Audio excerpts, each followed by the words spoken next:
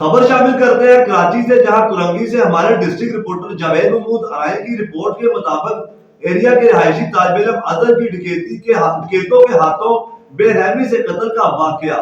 تعزیت اور دعا کے لیے کرنگی ٹاؤن کے صدر راجہ آصف بچے اظہر کے گھر پہنچے۔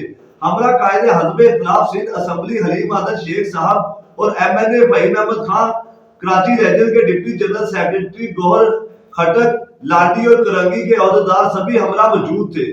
گزشتہ روز اس تنگ گلی میں ڈاکو دھڑلے سے داخل ہوئے کیونکہ ڈاکو جانتے تھے۔